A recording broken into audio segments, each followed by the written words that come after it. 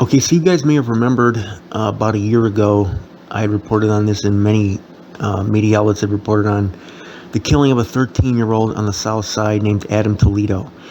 He was with a Latin King gang member in an alley, and the police were called over to that location. There was a chase in the alley. The police officer told Adam Toledo to show his hands and to stop. And Adam kind of went behind a fence, and he had a gun in his hand that he tossed behind the fence as he turned around, put his hands up, and was shot right there like a split second later. It all happened like within the span of a second. He tossed the gun behind the fence, raised his hands, and then was shot by the cop. Now, there hasn't been any legal consequence for the cop as far as I've heard. Something may have happened that I just didn't hear about, but as far as I know, the cop has been cleared of murder, of intentionally trying to shoot an unarmed teenager. It happened so fast that, to be honest with you, if it was me in that situation, I probably wouldn't be able to tell, and I'm not saying this just to like take the cop's side. I'm being honest here. I probably wouldn't have been able to tell whether or not the gun was still in his hand when he raised it, since it was all basically like in one motion. Like he spun around, tossed the gun, and then raised his hands all in like one quick split second motion. I wouldn't have known, from the angle that the cop was looking at it in that dark alley, that he didn't still have that gun when he raised his hands. And it was a split second decision. It was obviously the wrong decision, but I can see how that would happen if it was me. Now, I'd like to think that I wouldn't have shot him. That's instincts, like at the spur of the moment. And again, rest in peace to Adam Toledo, and condolences to his family. He was innocent of, posing a threat to the cop, and he should not have been shot at that point, but or at any point. But it's just it's one of those things where, honestly, I can see how that could happen as far as instincts. You're in an alley, you're chasing a guy with a gun. He didn't know, I don't think, Adam Toledo's age at the time that he was chasing him. They just were called to the scene, and it was dark. Okay, so Adam could have been any age, and spun around, and it wasn't until he got up closer to him, that he was able to get a close look, and he was obviously dealing with a young teen. So rest in peace to Adam Toledo, man. But one of the focal point now of the investigation into that incident is the 21-year-old Latin King gang member that Adam was with. And this is a guy named Ruben Roman. He was 21 at the time when Adam Toledo was killed in 2021. And he faces charges of allegedly shooting at a car shortly before the fatal foot chase by the police. And this is being reported by basically every media outlet in Chicago, probably, but the one that I'm checking out is the Chicago Sun-Times. So the trial of a man who allegedly was with Adam Toledo the night that the 13-year-old was fatally killed by a Chicago police officer began, it opened yesterday, on Wednesday. The courtroom was almost empty at the Layton Criminal Court building. But Ruben Roman, who's now 22, faces 4 counts related to allegedly shooting at a car in the 2400 block of South Sawyer in the early morning hours of March 29th, 2021. Those shots, according to the government, drew police to the street corner and touched off a foot chase that ended with the 13-year-old dead in a nearby alley. So it was the shots that were allegedly fired by this guy Ruben that brought the police over there.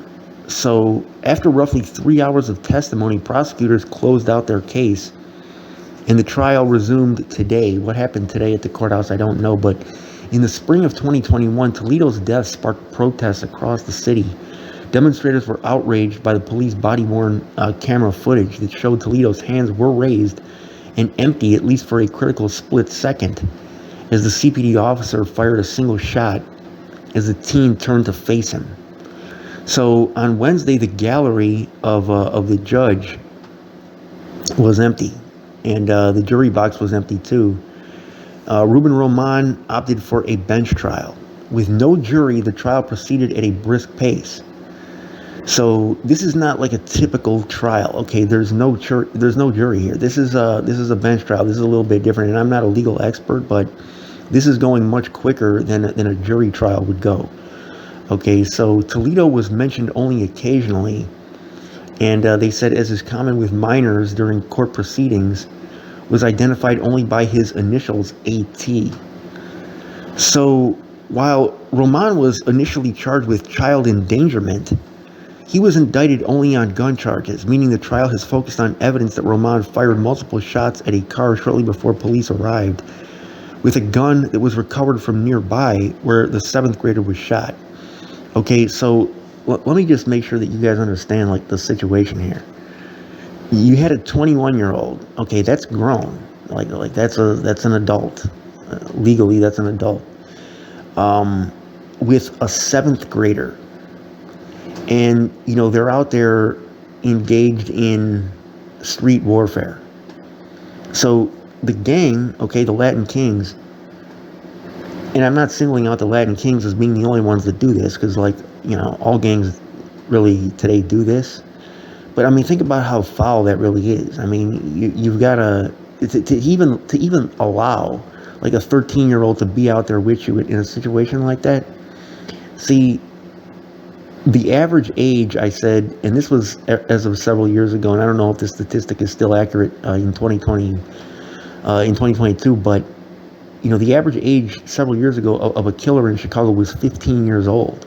And if you listen to any of these gang members, they'll tell you that a lot of the dirty work, even that some of the older guys have to get done, is given to the little homies. Now, part of that, the legal ramifications for the younger guys is going to be less, but when you're talking about murder, it's still going to be significant, right? I mean, they're not going to get a slap on the wrist for murder, even if they're young. But on top of that, their lives are in direct danger, and these are kids. Like these are kids. Like, just having worked in the schools, having like I was working in the high schools, but I mean, a junior high schooler that's 13 years old, to like put him in a situation where he could be killed, and not just in that immediate moment, but to have the word on the street be, oh, he was the one with them guys out there that were blowing at us the other day, okay, we got to get back at him. Like, just to be seen. I've mentioned incidents that I've witnessed in Chicago where there was retaliation on a guy that was just in the car or with those guys, or I mean, to put a kid in that situation. Remember this when you hear guys shout like gang, gang, gang, gang, gang, and all that stuff, and gas up the gang life. Because I mean, think about what they're doing. Like, they're using kids. We would think of it as foul to, like, for example, for a grown man like that age to be like sleeping with a girl that age. I mean, that would be like considered super, super foul. Okay, well, putting a kid that age in a position where he's going to be killed, like, is that not foul too? I mean, it's a different act, and it's foul in a different way, but it's still foul. So at any rate, man, putting kids at risk is just messed up, period. But there was video that was played at the trial from the surveillance cameras and the body-worn device that was worn by the cop's partner, and not the video from the police officer who was the shooter, not the video from his camera. So that same cop had actually shoved Ruben Roman to the ground before sprinting after Adam. And he was not called to testify, the cop that was the shooter. So the grainy footage also showed Toledo standing with Roman as Roman shot at a car near the intersection of West 24th and South Sawyer. So he's on video shooting at this car. The other cop's camera also showed her struggling to put Roman in handcuffs and a pair of gloves, which later tested positive for gunshot residue on the pavement nearby. So Roman's lawyer, who's an assistant public defender, said that there were no witnesses who saw Roman shooting and no way to link Roman to the gun that Toledo was carrying or the gloves. Okay, so she said ballistics do not connect Mr. Roman with the gun. And she had a brief opening statement. She said that the gun was recovered from Toledo, from Adam, and the 13-year-old did have gunshot residue on his hands, while Roman's were clean. Okay, so that's very interesting. She said that Adam had gunshot residue on his hands, and that Ruben Roman did not have any gunshot residue on his hands. So nearly a year after the shooting, and whether that's true or not, by the way, I don't know. But that's what his public defender said. So nearly a year after the shooting, State's Attorney Kim Foxx announced that she would not bring charges against the cop despite the public outcry, leaving Ruben Roman the only person to face criminal charges in connection with the 7th grader's death. So a lot of the young pro-black activists in Chicago felt very betrayed when Kim Foxx did not charge this cop. Now, Adam Toledo was not black, he was Latino, but they kind of were talking about this as all part of the same struggle. To be honest with you, I don't even know if, the alley was dark, and I don't even know if it was possible for the cop to know Adam Toledo's race until he got up close to him. Based on the area, it would have been a safe guess that he was Hispanic. But, the whole racial aspect, they were kind of bringing the racial aspect into it, cops are persecuting, Latino youth and stuff like that. To me, this was not really about that. It was just that split-second call in the alley. Really, it didn't seem like that to me. It didn't seem like this was any type of anti-Latino action. Any Latino viewers that I have can respond in the comments if you took it that way. But to me, this didn't seem like a racially charged incident in any way. Some of the cops that were with this guy were also Latino cops, and a lot of the cops that worked that area are Latinos too. To me, it wasn't about that, but the activists were kind of spinning it that way. But they were not happy when Kim Foxx did not charge this cop. So you guys can let me know what you think in the comments section if the cop would have been charged. I'm not going to play the video again. When I played it last year, I got a strike, and I think I had to take the video down, as I remember. Or at least a monetization strike. But that type of content, or that type of visual content, I'll say, is something I'm not going to risk again. But he was shot on body cam though, and it was horrible to see. It was really bad. You felt really bad for the kid because they get up close with the body cam and they're trying to give him CPR and stuff while he's staring off into space. You just feel terrible, because a 13-year-old is dead now. But there was a big public reckoning after that on social media with what led up to that. Why was a 13-year-old out there in the middle of the night in a gang war zone, with a gang member with a gun in the first place? He should have never even been in that position. And there was a lot of finger pointing going on, a lot of blame being passed around. I think it's just, to me, it was a failure of the city's culture in general.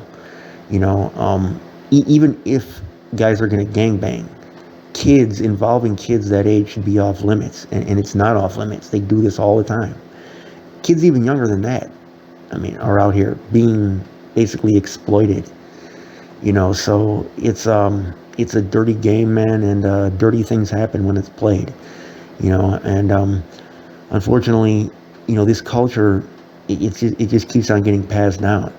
And until that changes, this dynamic, the end of it is nowhere in sight, unfortunately.